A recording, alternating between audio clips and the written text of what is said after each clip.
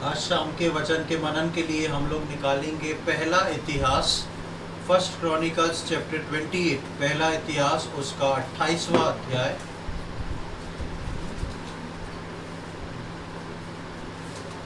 पहला इतिहास उसका 28वां अध्याय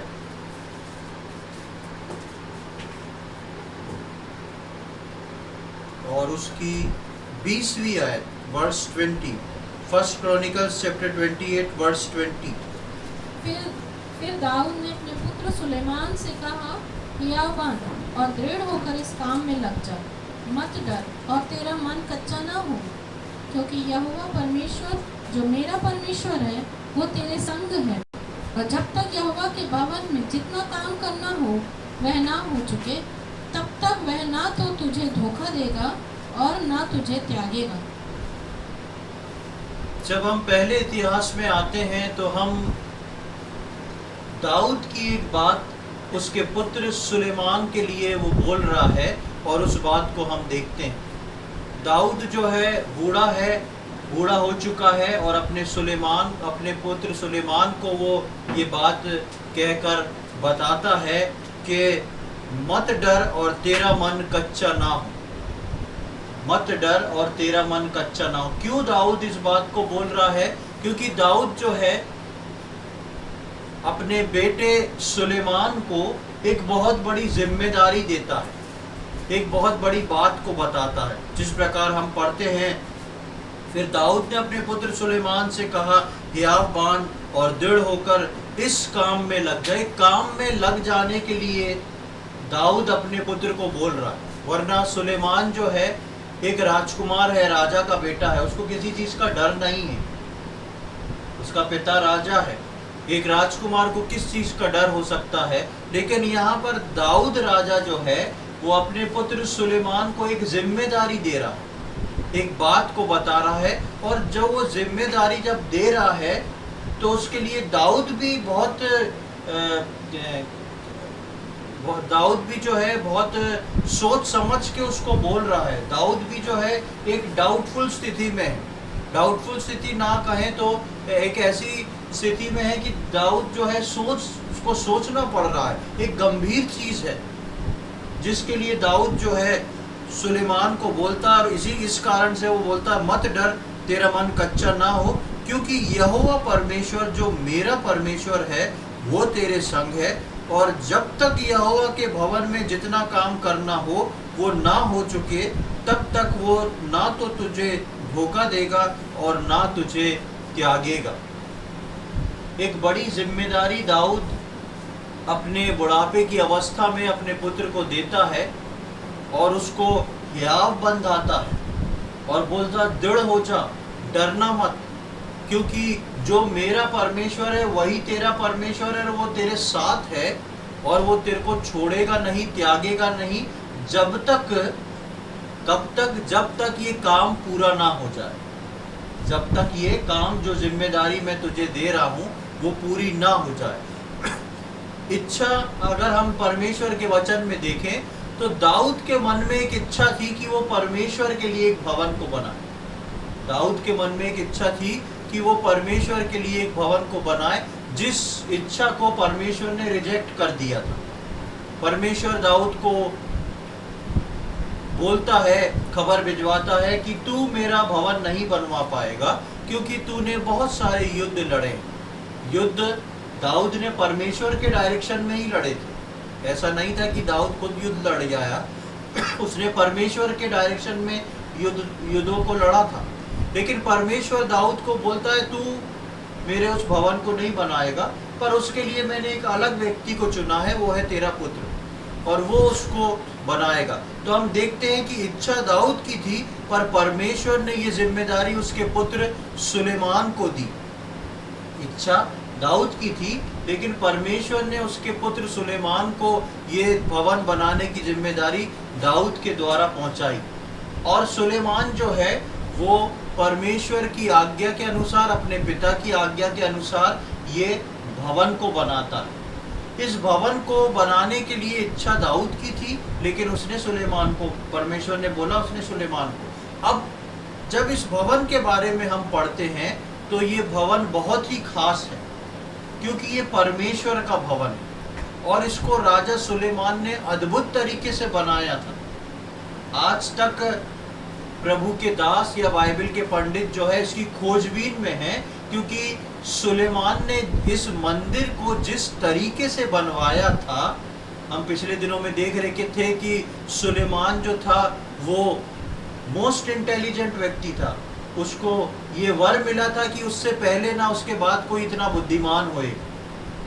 तो सुलेमान को जो बुद्धि दी थी और सुलेमान ने जिस बुद्धि से उस भवन को बनवाया था, वो इस प्रकार से बनवाया था कि उसने परमेश्वर के चलने वाले कार्य, प्रभु यीशु मसीह का आगमन पहला, उसका क्रूस पे चढ़ाया जाना, और यीशु मसीह का दूसरा आगमन, और यीशु मसीह का दूसरा आगमन पर विश्वासियों का स्वर्गरोहण और विश्वासियों का ऊपर जाके 1000 साल को आना, शैतान का नाश होना, ये सारी चीजें सुलेमान ने उस मंदिर में एक पैटर्न के हिसाब से बनवा दी थी। उस मंदिर में एक पैटर्न के हिसाब से बना दी थी, जो एक भूल भुलैया के रूप में थी, लेकिन सब कुछ सुलेमान को मालूम था।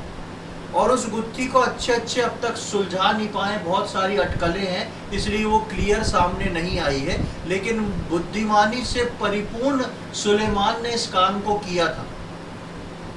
अब ये जिम्मेदारी जो दाऊद ने अपने बेटे सुलेमान को दी थी और परमेश्वर ने इस कार्य के लिए सुलेमान को चुना था, इस चीज को रखते हुए हम देखते हैं कि नए नियम में परमेश्वर ने एक ऐसे ही भवन की जिम्मेदारी जो है विश्वासियों को दी, और परमेश्वर ने विश्वासियों को अपने इस भवन के निर्माण के काम के लिए चुन के रखा।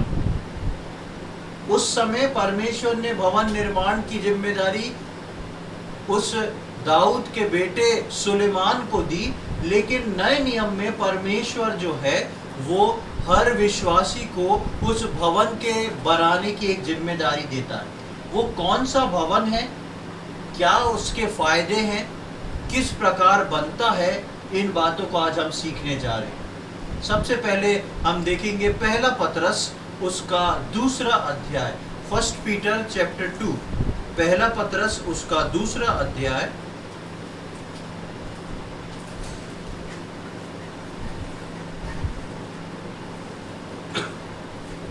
और उसका 5वीं आयत को हम पढ़ेंगे। 1 पीटर चैप्टर 2 वर्स 5।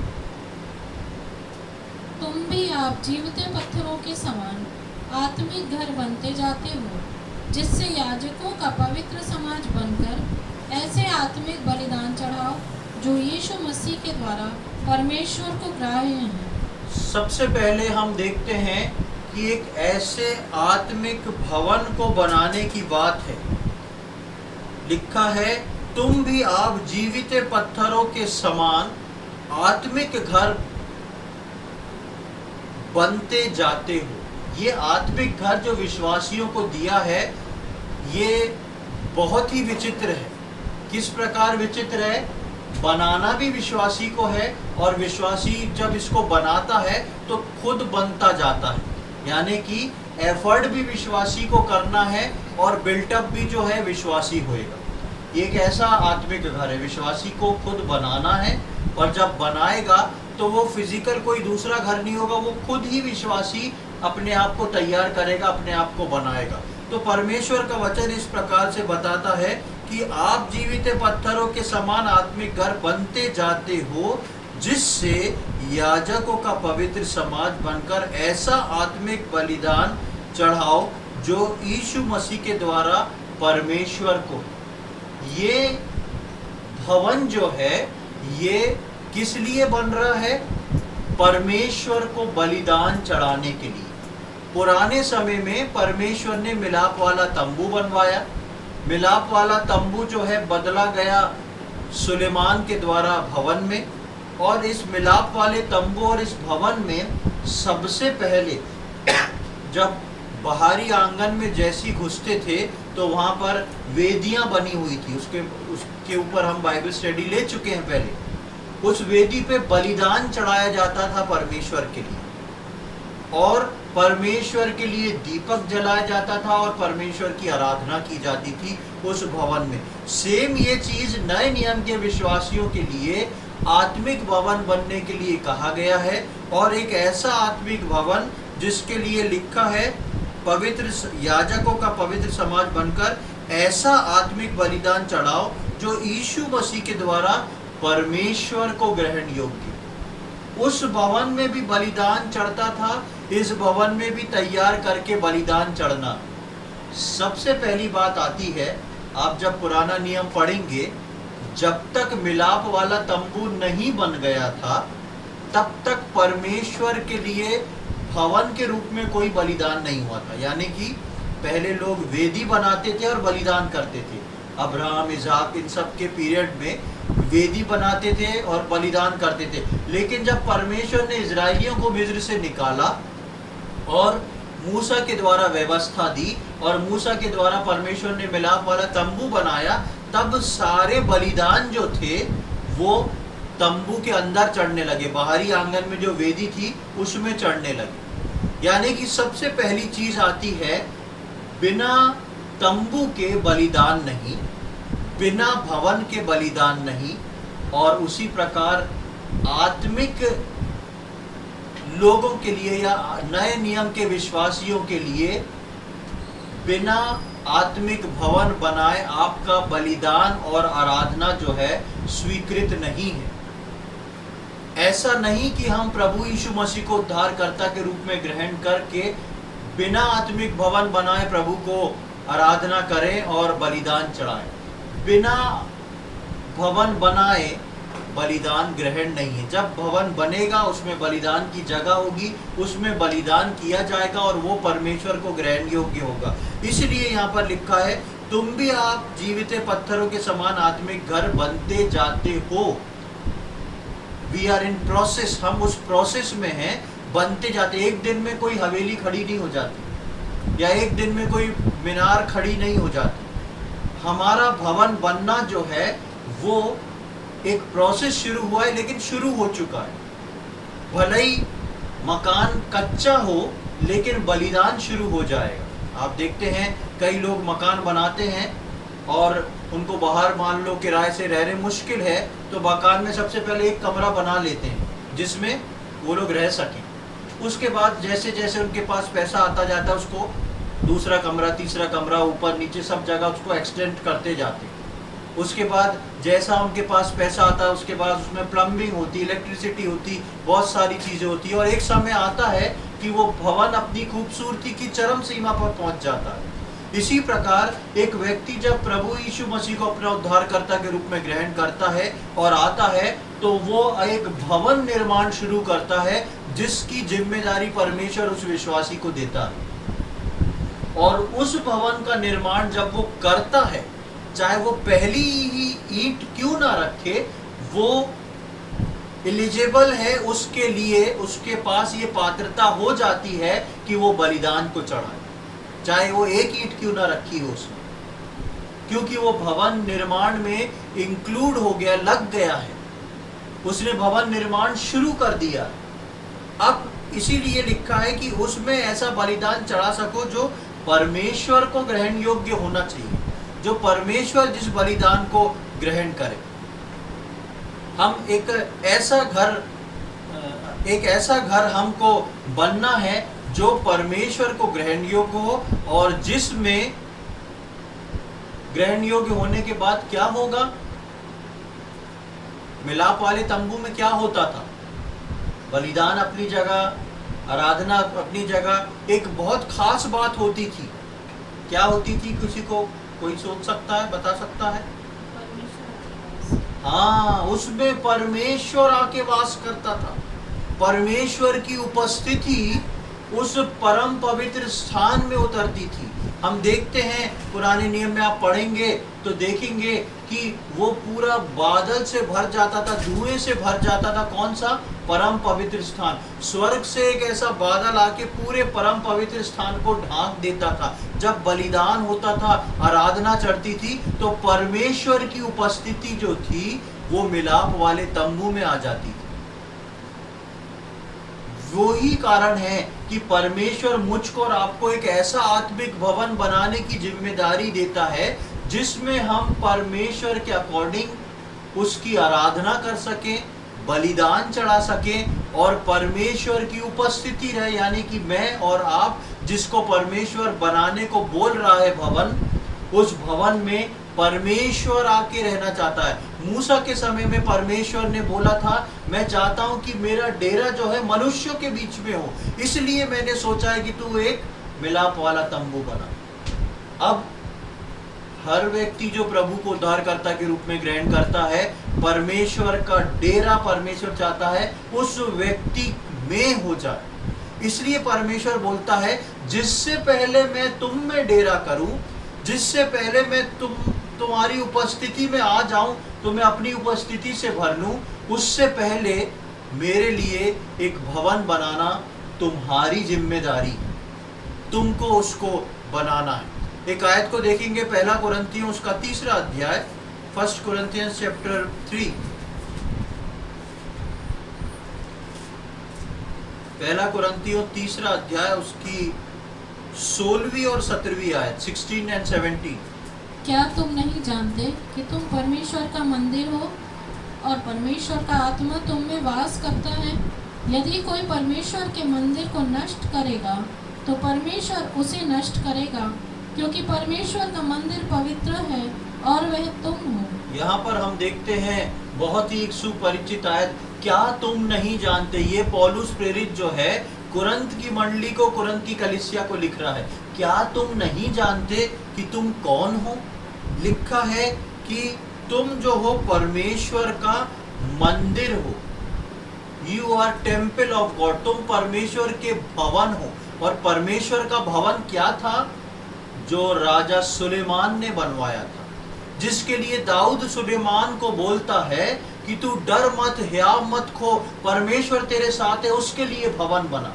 वो था परमेश्वर का भवन। और नए नियम में विश्वासियों को प्रेरित पौलुस बोलते हैं कि क्या तुम नहीं जानते कि तुम परमेश्वर का भवन हो और परमेश्वर का आत्मा तुम में वास करता है। यदि भवन होगे तो वास करेगा, यदि भवन होगे तो वास करेगा। आपको अपने भवन को अपने परमेश्वर के लिए ऐसा बनाना है, ऐसा सजाना है कि आप अपने परमेश्वर को आकर्षित कर सकें और उसके उस वायदे के अनुसार वो आपके साथ आके संगति कर सके, जिसमें आप बोल सको कि हाँ, मेरे पास आज यीशु मसीह आया था, हाँ, आज सुबह जब मैं बाइबल पढ़ रहा था मैंने प्रार्थना करी थी, परमेश्वर ने मुझसे बात करी। परमेश्वर कैसे बात करेगा? जब उसकी उपस्थिति आपके साथ रहेगी। इसलिए उस भवन को बनाना बहुत जरूरी है। और एक चीज और लिखी है, जो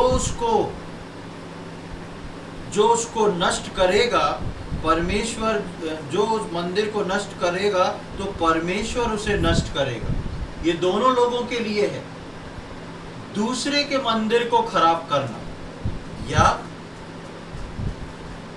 एक विश्वासी जो बिल्टअप कर रहा है उसको कोई दूसरा व्यक्ति या दूसरा विश्वासी उसके मंदिर को खराब कर रहा है या तोड़ रहा है, परमेश्वर उसका हिसाब उससे लेगा। और या एक स्वयं विश्वासी खुद जो अपने मंदिर को तोड़ रहा है, अपने मंदिर को खराब कर रहा है, उससे भी परमेश्वर जो है उसका हिसाब करेगा, उससे न्याय लेगा। क्योंकि परमेश्वर बोल रहा है तुम परमेश्वर के मंदिर हो।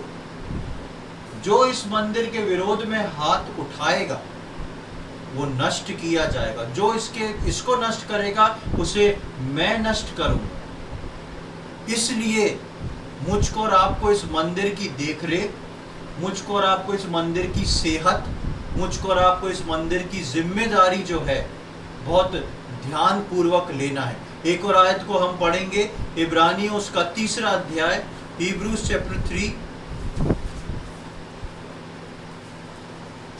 इब्रानियों उसका 3 अध्याय और उसकी 6वीं आयत।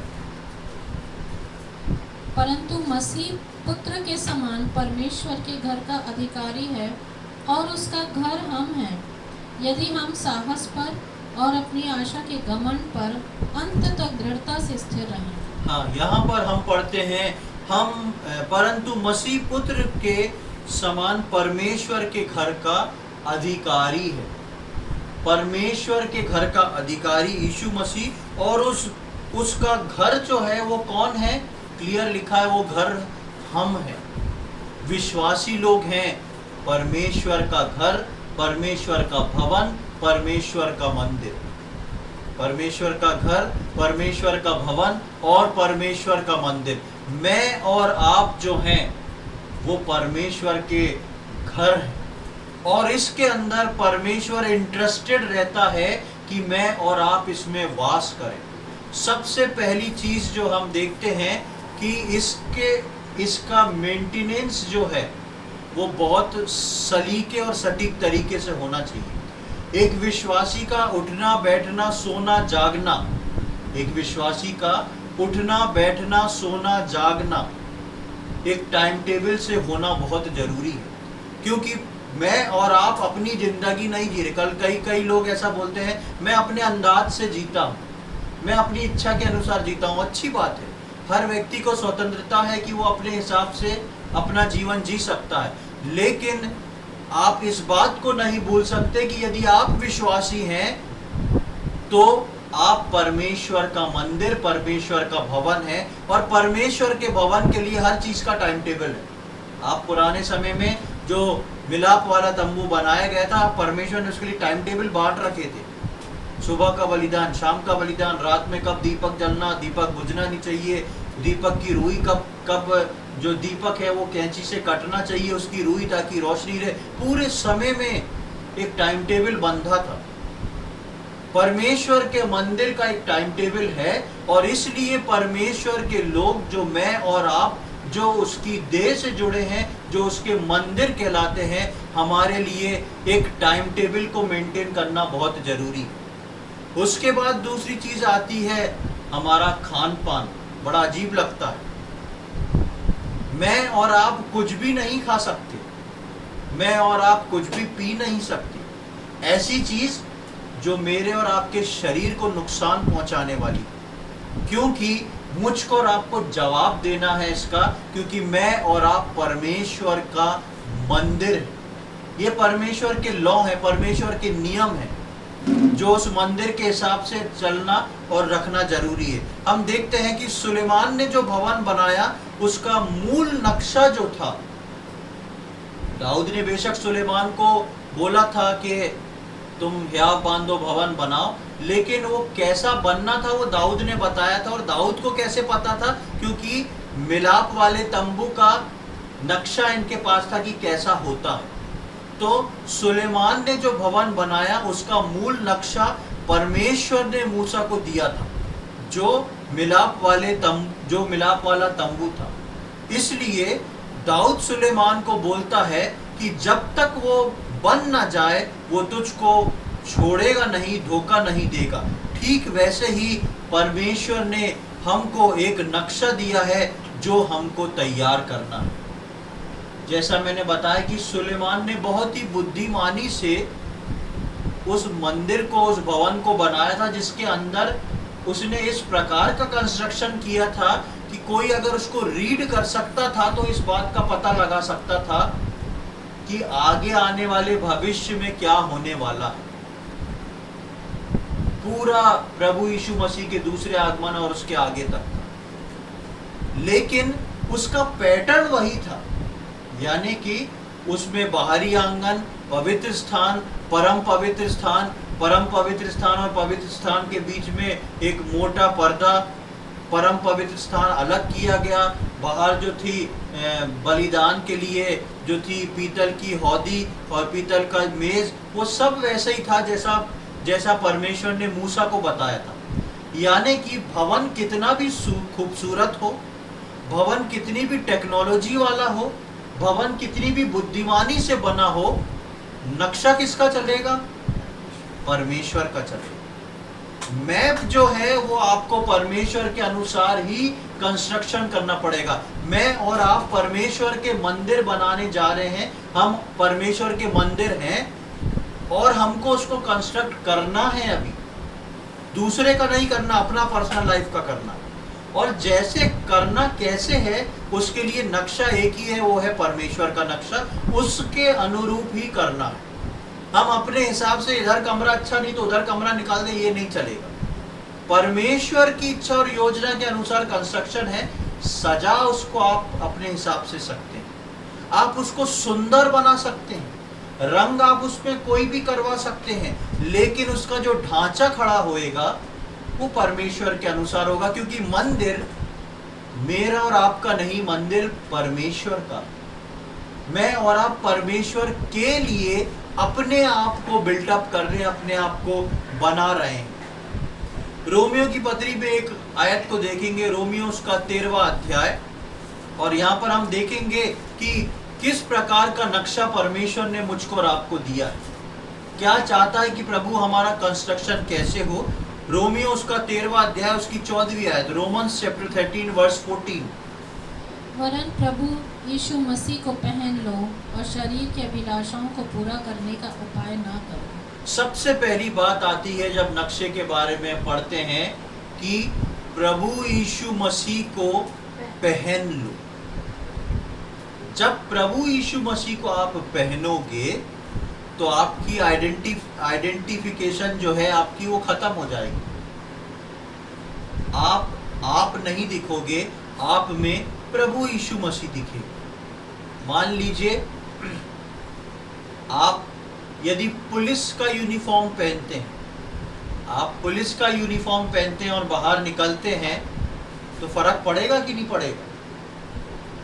और यहाँ और स्टार और ज्यादा लगा लेंगे तो पड़ेगा कि नहीं पड़ेगा? अब आप स्टार लगा के अपनी स्कूटर से जा रहे हैं और वहीं आप स्टार लगा के लाल बत्ती वाली गाड़ी से उतर रहे हैं, तो कितना फर्क पड़ेगा?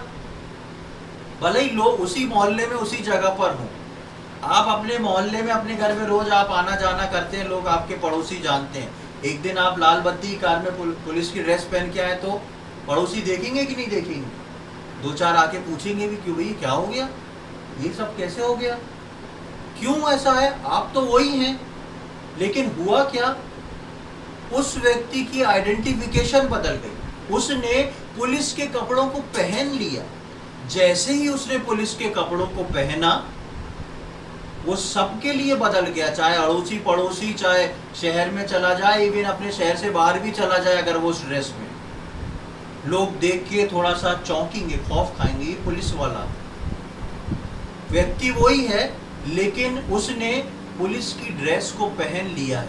मैं और आप वही व्यक्ति हैं, लेकिन जब हम यीशु मसीह को पहन लेते हैं तो यीशु मसीह के समान दिखते हैं। यीशु मसीह की अथॉरिटी हमारे अंदर दिखती है, उसके काम हमारे अंदर दिखते हैं। इसलिए इस भवन को बनाने के लिए नक्शे का सबसे पहला पैटर्न ये है जो रोमियो में हमने पढ़ा कि तुम यीशु मसीह को पहनो।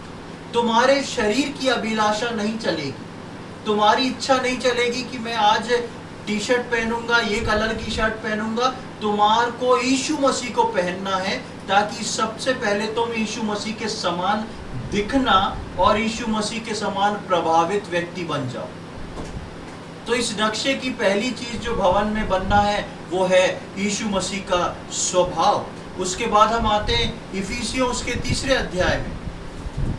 इफिसियों उसका 3 अध्याय और 17 से लेके 19 तक पढ़ेंगे। बहुत सुपरिचित आयत है ये सारी। Efficiency chapter 3 versus 17 to 19। और विश्वास के द्वारा मसीह तुम्हारे हृदय में बसे कि तुम प्रेम में जड़ पकड़कर और नेव डालकर सब पवित्र लोगों के साथ भली भांति समझने की शक्ति पाओ कि उसकी चौड़ाई और लंबाई और ऊंचाई और गहराई कितनी है, और मसीह के उस प्रेम को जान सको जो ज्ञान से परे है, कि तुम परमेश्वर की सारी भरपूरी तक परिपूर्ण हो जाओ। जब यहाँ पर आते पहला मसीह को पहना, दूसरा आता है और विश्वास के द्वारा मसीह तुम्हारे हृदय में बसे। पहले मसीह को पहन लिया, जब पहन लिया तो अंदर काम होना शुरू हुआ। और काम कहाँ पर होना है? हमारे हृदय में, deep inside in our heart, अपने हृदय के अंदर वो काम होना शुरू हो रहा है। और जो काम शुरू होना है उसके बारे में लिखा है तुम्हारे हृदय में बसे कि तुम प्रेम में जड़ पकड़कर और नेव डालकर, जड़ और नेव की बात आ रही है, यानी कि आपको यीशु मसीह को पहनने के बाद इस कंस्ट्रक्शन को शुरू करना है। सब पवित्र लोगों के साथ भली भांति समझने की शक्ति पाओ। सबसे पहले समझने की शक्ति पाओ कि इसका कंस्ट्रक्शन मुझको कैसे करना, इसके कंस्ट्रक्शन का मटेरियल क्या होगा, किस प्रकार मुझको इसका कंस्ट्रक्शन करना है। शक्ति पाओ कि उसकी चौड़ाई और लंबाई और ऊंचाई और गहराई कितनी है। एक भवन बनाने के लिए जो एक मिस्त्री आता है, आप देखेंगे हमेशा बिना नाप के वो नहीं करता। दीवार भी बनाता है तो सूत लटका के, डोरी से नाप के, जमीन पर जो नेव खुदती है वो नापी जाती है, ऊंचाई नापी जाती, सब चीजें नापी जाती हैं। वो बोल रहा है प्रभु यीशु मसीह को ऐसा अपने हृदय में बसाओ कि उसकी प्रेम की गहराई, ऊंचाई, लंबाई, चौड़ाई सब पता पड़ जाए तुम्हें कि कंस्ट्रक्शन किस प्रकार करना है, और मसीह के उस प्रेम को जान सको जो ज्ञान से परे है, कि तुम परमेश्वर की सारी भरपूरी तक परिपूर्ण हो जाओ। ये भरपूरी कौन सी है? ये भरपूरी आपके कंस्ट्रक्शन का वो दिन है जिस दिन आपका कंस्ट्रक्शन पूरा हो जाता है। ऐसा सुंदर भवन परमेश्वर के लिए बना के हम खड़ा कर दें जिससे परमेश्वर प्रसन्न हो जाए। जब हम एक भवन को परमेश्वर की इच्छा के अनुसार बना के तैयार करते हैं, मैं बार बार इस बात को बता रहा हूँ, ये व्यक्तिगत भवन है जिसको हम परमेश्वर के नाम पे बना रहे हैं। ये परमेश्वर के लिए है, लेकिन ये स्वयं हम हैं। हम अपने आप को तैयार कर रहे हैं, हम अपने आप को बिल्टअप कर रहे हैं, हम अपने आप को बना रहे हैं जिसमें परमेश्वर आके वास कर सके। उसके बाद हम देखते हैं कि जब हम इस नक्शे पर घर को तैयार करते हैं, तब वो आके उसमें रहता है, और रह के क्या करता है? वो आके मुझको और आपको तैयार करता है, सिद्ध करता है। हम अक्सर इस बात को सुनते हैं, मैंने कई वचनों में बताया है कि हम सब सिद्धता की ओर हैं, उस परफेक्शन की ओर है। हम में से कोई व्यक्ति सिद्ध नहीं है, लेकिन सब सिद्धता की ओर है। और सिद्धता की ओर कब बढ़ते हैं? जब सिद्ध करने वाला मुझको और आपको सिखा के आगे बढ़ाता जाए, तब हम सिद्धता में बढ़ते हैं और सिद्ध होते हैं। जब हम ऐसे नक्शा बना के, घर बना के रखते हैं, तब परमेश्वर उसमें आके वास करता है, और तब वो मुझको और आपको सिद्धता की ओर बढ़ाता है। क्यों सिद्धता की ओर बढ़ाता है? क्योंकि वो मुझको और आपको सिद्ध करके परमेश्वर के राज्य में लेके जाने वाला है। मैं और आप यहाँ के लिए नहीं बने, लेकिन परमेश्वर के लिए बने। उसके बाद हम देखेंगे यूहन्ना रचित सुसमाचार, उसका 17वां अध्याय, gospel according to John chapter 17। यूहन्ना रचित सुसमाचार उसका 17वां अध्याय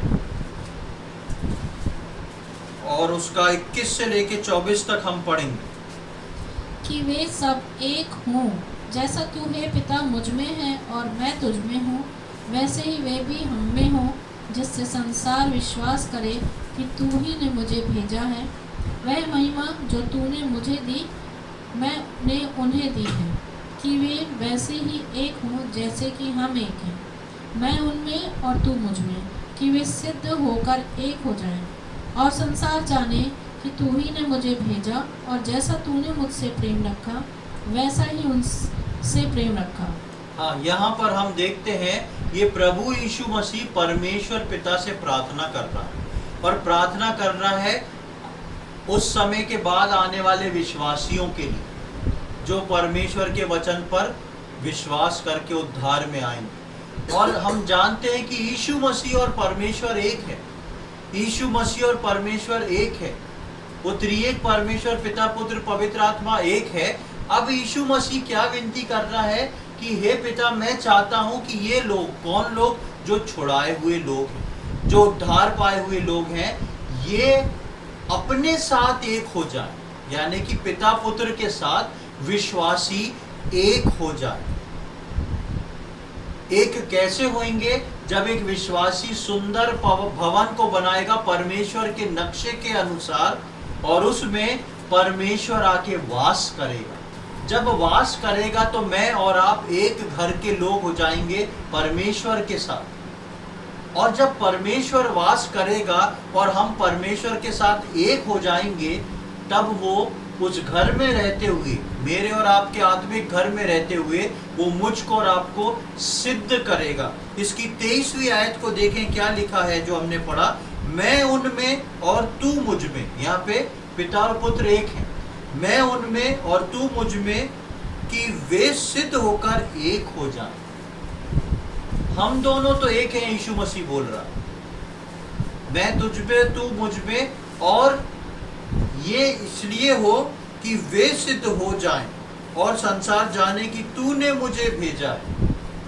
परमेश्वर चाहता है कि मैं और आप जो हैं उस आत्मिक भवन को बना के परमेश्वर के साथ एक हो जाएं, जिससे मैं और आप स्वर्ग जाने के लिए, उठाए जाने के लिए सिद्ध हो जाएं, सिद्धता की ओर बढ़ते चले जाएं, ताकि मैं और आप सिद्ध होके परमेश्वर के उस स्थान पे जहां पर प्रभु यीशु मसीह जाके मेरे और आपके लिए जगह तैयार कर रहा है, उस जगह के लायक बन जाए, उस परमेश्वर के प्रकाश को देखने लायक, उसके चेहरे को निहारने लायक बन जाए।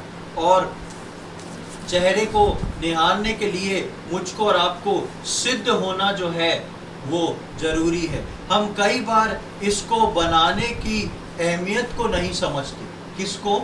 आत्मिक घर को या इस भवन को। इसलिए एक अधूरेपन और उदासीन मसीह जीवन में जीते हैं। एक ऐसे अधूरेपन में विश्वासी अपने जीवन को कई बार महसूस करता है, जहां पर वो कहता है बाइबल तो खोलता हूं पर समझ में नहीं आता, प्रार्थना तो करता हूं पर परमेश्वर की उपस्थिति नहीं मिलती। प्रियो, ऐसा इसलिए होता है कि मैं और आप जो हैं उस नक्शे के अनुसार परमेश्वर का भवन बनाने में कहीं ना कहीं चूक रहे हैं। परमेश्वर के नक्शे के अनुसार यीशु मसीह को पहनना और उसको अपने हृदय में ऐसे बसाना कि आप लंबाई, चौड़ाई, ऊंचाई, गहराई को नाप सकें, ताकि वो आके मेरे और आपके उस आत्मिक भवन में वास करे, मुझसे और आपसे बात करे और मुझको और आपको सिद्धता की ओर बढ़ाता चला जाए, मुझको आपको जो है वो सिद्ध करता जाए। ये सब हम इसलिए नहीं कर पाते क्योंकि हमने अब तक वो घर बनाया ही नहीं जिसमें प्रभु आके रह सके और हमको सिद्ध कर सके। कई बार हम सोचते हैं क्यों इतना जीवन में वैसा महसूस नहीं होता, क्योंकि घर बनाया भी है तो टाइम टेबल हमारे हिसाब का है, टाइम टेबल परमेश्वर के हिसाब का है तो खान पान हमारे हिसाब का है, चलना फिरना सोच विचार हमारे हिसाब का है। तो अगर वो दोनों चीजें सही हैं तो घर के नक्शे में हमने कुछ फेरबदल कर रखा है। सुलेमान ने बहुत सारी चीजों को इंक्लूड कर दिया था मंदिर में, लेकिन नक्शा वही था, बाहरी आंगन, पवित्र स्थान और परम पवित्र स्थान। मैं और आप उसको अपने हिसाब से सजा सकते हैं, बना सकते हैं, लेकिन नक्शा जो है, पैटर्न जो है, वो मुझको और आपको वही रखना पड़ेगा, क्योंकि ये भवन मेरा और आपका नहीं, ये भवन जो है परमेश्वर का है। हम देखते हैं नूह का जहाज, जब नूह ने जहाज बनाया था तो लिखा है जब वर्षा होना शुरू हुई पानी बढ़ता गया और आखिरकार नूह का जहाज जो था पानी पे तैरने लगा। और नूह अपने परिवार समेत और उन जंगली जानवरों के समेत जो था, नूह उस पृथ्वी पे एक ही परिवार था जो बचाया जा सका। इन सारी चीजों के पीछे भेद एक है। क्या है? परमेश्वर ने नूह को बोला था जहाज इस तरीके का बनना चाहिए, और वहां पर मैं उस आयत को निकलवा नहीं रहा हूं आपको, मैं कई बार वो आयत पढ़ा चुका हूं। जैसा परमेश्वर ने कहा था वैसा नूह ने किया। वहां पे ऐसा लिखा है 6वें अध्याय में, उत्पत्ति के 6वें अध्याय में, जैसा परमेश्वर ने कहा था वैसा नूह ने किया। परमेश्वर ने जैसा नूह को बोला था, नूह ने वैसा ही जहाज बनाया। इस कारण जब बाढ़ आई, प्रलय आया, तो नूह का जहाज जो था डूबा नहीं, तैरने लगा। भयानक बाढ़, भयानक प्रलय, जिसमें दुनिया का कोई व्यक्ति नहीं बचा, सारे पेड़ डूब गए, सारे पहाड़ डूब गए। लेकिन नूह का जहाज तैरता रहा क्योंकि वो परमेश्वर के नक्शे के अनुसार बना था। मुझको और आपको परमेश्वर यीशु मसीह को भेज के फिर से उठाने को आने वाला है, और मेरा और आपका उठना इस बात पे डिपेंड करता है कि मैं और आप अपने आत्मिक भवन को किस नक्शे के अनुसार बना रहे हैं। उस नक्शे में थोड़ा सा मेरी और आपकी इच्छा इंक्लूड हो रही है क्या, या उस नक्शे को मैं और आप कई बार अपने हिसाब से मोड़ दे रहे हैं क्या? प्रियो, हम ऐसे इस काम को ना करें, लेकिन जिस काम को परमेश्वर ने दिया है उसको करें। हम उसके आगमन से पहले उसके लिए एक सुंदर घर बना के तैयार करें, ताकि वो आके हमको उसके आगमन के लिए सिद्ध कर सके। सुंदर घर उसके आगमन से पहले हमको बनाना है, ताकि वो घर जो वो अपनी इच्छा के अनुसार आए तो उसमें रह सके, वास कर सके, और पिता पुत्र के साथ मैं और आप एक हो सके, और हम सिद्ध हो सके प्रभु यीशु मसीह के दूसरे आगमन के लिए। इसलिए दाऊद राजा सुलेमान को बोलता है, एक जिम्मेदारी देता है, बेटा इस भवन को तुझको बनाना है और तू हियाव ना छोड़ना, तू डरना मत, क्योंकि जो मेरा परमेश्वर है वो तेरे साथ है, और जब तक तू इस काम को ना कर ले वो तुझे धोखा ना देगा, छोड़ेगा नहीं। यानी कि मंदिर भवन बनने के बाद परमेश्वर छोड़ देगा क्या? भाई वहां तो लिखा है तभी तक, जब तक भवन बनेगा, जब तक तू भवन नहीं बनाएगा तब तक परमेश्वर तेरे साथ रहेगा। एक प्रश्न चिन्ह आता क्या उसके बाद परमेश्वर छोड़ देगा? नहीं छोड़ेगा, क्योंकि जिस दिन आपके भवन की आखिरी ईंट रखी जाएगी, जिस दिन आप अपने भवन की आखिरी ईंट रखेंगे, उस दिन स्वर्ग से तुरही बजेगी और आपको उठा लिया जाएगा। उस दिन प्रभु यीशु मसीह का आगमन होएगा। इसलिए वो मुझको और आपको ना कभी छोड़ेगा ना कभी त्यागेगा। वो मुझको और आपको लिए चलेगा, चाहे परिस्थिति कैसी हो, वो मेरी और आपकी सहायता करेगा कि मैं और आप वो आत्मिक भवन बनते चले जाएं। ऐसा भवन जो दूसरों को दिखाने के लिए ना हो, मेरी आत्मिकता दूसरों को खुश करने के लिए ना हो, लेकिन मेरी आत्मिकता ऐसी हो कि जिस दिन सुबह उठ के मैं बाइबल खोलूं परमेश्वर मुझसे बात करे, जिस दिन मैं प्रार्थना करूं मुझे पता पड़े पवित्र आत्मा मुझको ये सिखा रहा है, ये बता रहा है, ये अपने लाइफ से कट शॉर्ट करने के लिए बोल रहा है, ये मेरे को अपनी लाइफ में जोड़ने के लिए बोल रहा है, ताकि मैं और आप सिद्धता की ओर बढ़े। और परमेश्वर ने सुलेमान को नहीं छोड़ा, वो मुझको और आपको भी नहीं छोड़ेगा। जिस दिन मैं और आप अपने भवन की आखिरी ईंट रखेंगे, उसकी परिपूर्णता पे पहुंचेंगे, उस दिन तुरही बजेगी और प्रभु यीशु मसीह मुझको और आपको लेने आ जाएगा। सोच के देखें, तुरही बज रही है और आपके मकान की छत नहीं डली। सोच के देखें, तुरही बज रही है और एक साइड की दीवार अभी तक खड़ी नहीं हुई। सोच के देखें, तुरही बज रही है और मकान का नक्शा वैसा नहीं बना पाए जो परमेश्वर की ओर था। हम कई वर्ष तक अपने हिसाब से पैटर्न चेंज करते रहे। प्रियो, हम सावधान रहें इस बात से, नक्शा वही है, पैटर्न वही है। प्रभु यीशु मसीह को पहनना है और उसको अपने हृदय में लाके उसकी लंबाई चौड़ाई नाप के उसके अनुसार हमको बिल्टअप करना है, ताकि वो हमारे घर में आके वास कर सके। परमेश्वर ने ये जिम्मेदारी सुलेमान को दी। परमेश्वर ने नए नियम के विश्वासी को, हर विश्वासी को ये जिम्मेदारी दी है, और हम इस जिम्मेदारी से परे ना हटें, इस जिम्मेदारी को पूरा करें। परमेश्वर अंत तक आपके साथ है, वो आपकी सहायता करेगा। उस खूबसूरत भवन में वो आके वास करेगा, और परमेश्वर की महिमा आपके जीवन के द्वारा यहाँ पर भी होगी। और जब हम स्वर्ग में परमेश्वर के भवन में जाएंगे तो वहाँ पर भी हम परमेश्वर की महिमा कर पाएंगे। परमेश्वर इन वचनों को समझने में हम में से प्रत्येक की सहायता करे। प्रभु के नाम की महिमा हो। आइए हम प्रार्थना करें। प्रभु जी, हम धन्यवाद देते हैं सुंदर समय के लिए। एक और बार आपने हमारे जीवन में ये अवसर प्रदान किया कि प्रभु हम आके आपके वचनों से विचार कर सके। आज के दिन के लिए हम धन्यवाद देते हैं, इन वचनों के लिए हम धन्यवाद देते हैं। प्रभु, कैसे अद्भुत बातों को प्रभु आप अपनी कलीसिया को बताते हैं। कलीसिया के लिए, हर व्यक्ति के लिए आप उन अद्भुत बातों को लेके आते हैं, उसके लिए हम हृदय से आपको धन्यवाद चढ़ाते हैं। प्रभु आज हम जिन बातों को सीखे हैं उस आत्मिक भवन के बारे में प्रभु हम प्रार्थना विनती करते हैं। हो सकता है हम में से कई विश्वासी हों जिन्होंने उसकी शुरुआत ना की हो सकता है हम में से कई विश्वासी हों जिन्होंने शुरुआत की लेकिन अपने हिसाब से बनाया। प्रभु हम एक एक विश्वासी के लिए प्रार्थना करते हैं। जितने लोग आज इन वचनों को सुन रहे हैं, हर व्यक्ति के लिए हम प्रार्थना करते हैं प्रभु जी कि आप प्रत्येक व्यक्ति की साथ हों, प्रत्येक व्यक्ति की सहायता करें। यदि उनका भवन निर्माण शुरू नहीं हुआ है तो प्रभु आप दया करें, अपने पवित्र आत्मा को उनके अंदर इस बात को लेके भेजें कि वो उनको समझाए, सिखाए, उस गाइडेंस को लेके प्रभु जी आपकी इच्छा के अनुसार, उस नक्शे के अनुसार वो अपने भवन के निर्माण को शुरू कर सकें।